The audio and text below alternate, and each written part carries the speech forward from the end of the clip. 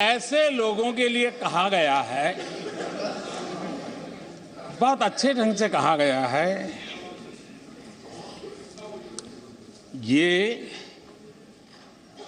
कह कह करके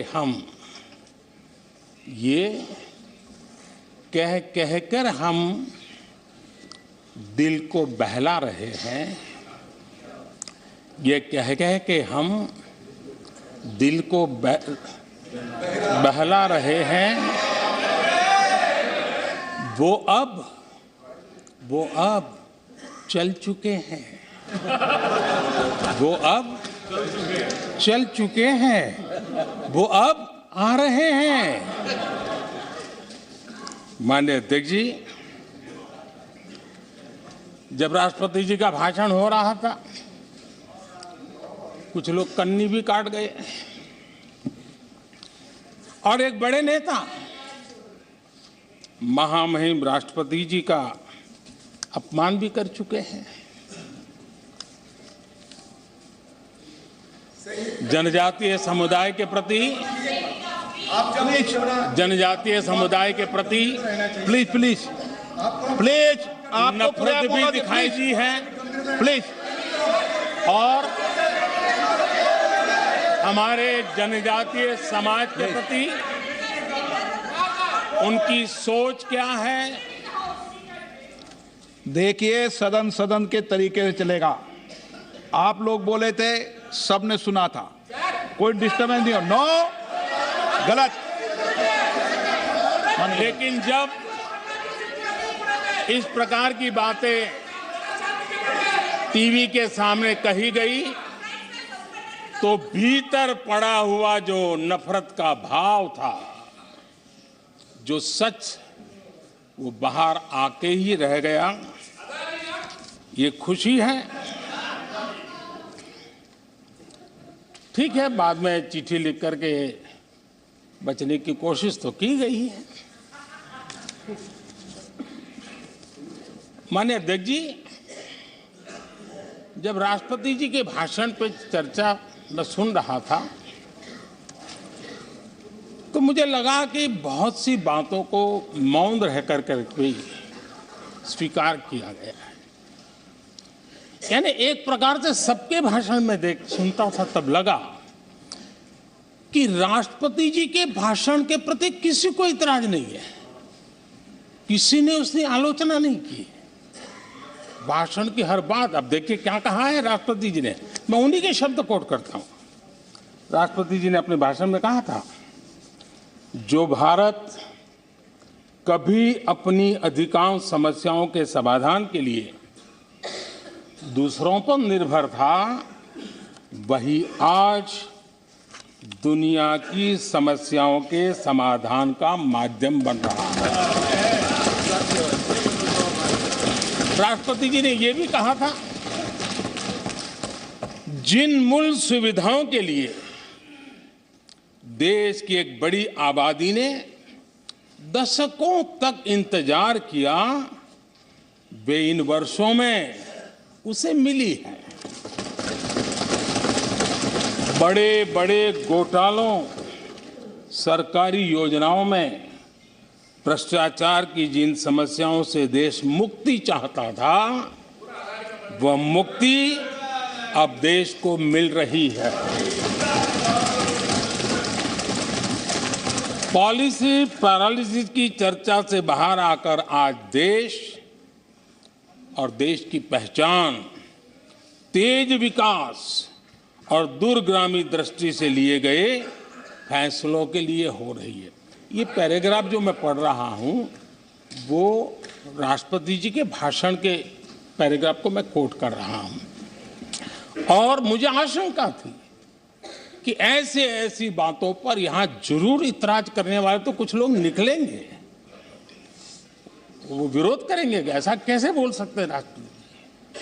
लेकिन मुझे खुशी है, किसी ने विरोध नहीं किया,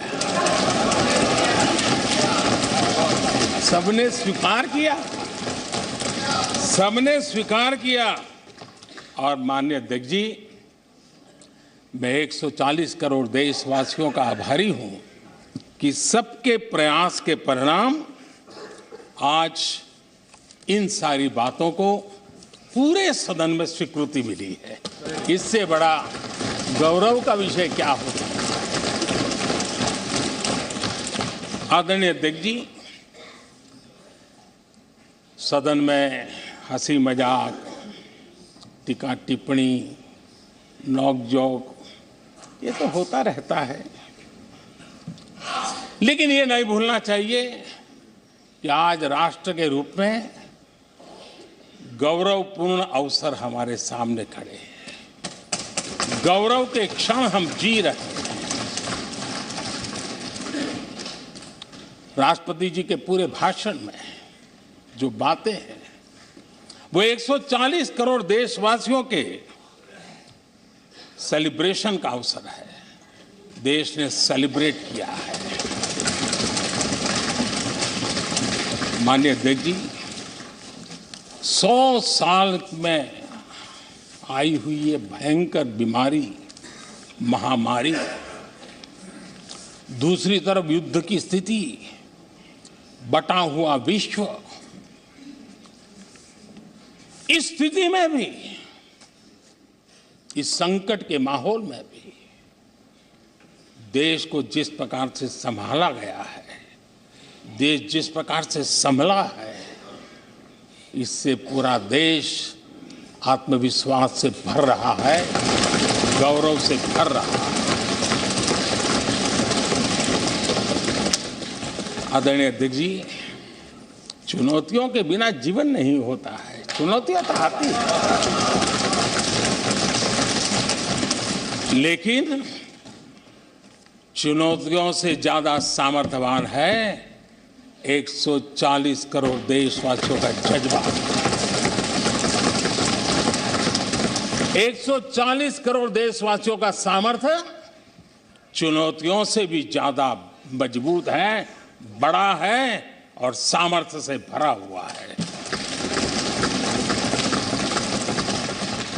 इतनी बड़ी भयंकर महामारी, बटा हुआ विश्व, युद्ध के कारण हो रहे विनाश, अनेकों देशों में अस्थिरता का माहौल है। कई देशों में भीषण महंगाई है, बेरोजगारी, खाने पीने का संकट, और हमारे अड़ोस पड़ोस में भी जिस प्रकार से हालत बने हुई है, ऐसी स्थिति में माननीय अध्यक्ष जी, कौन हिंदुस्तानी इस बात पे गर्व नहीं करेगा कि ऐसे समय में भी देश दुनिया की 5वीं बड़ी अर्थव्यवस्था बना है।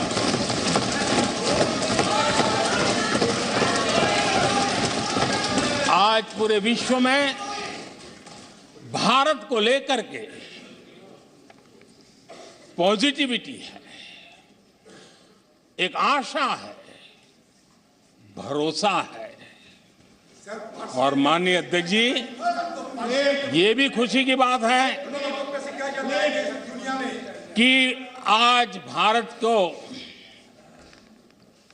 विश्व के समृद्ध देश ऐसे G20 समूह की अध्यक्षता का अवसर भी मिला।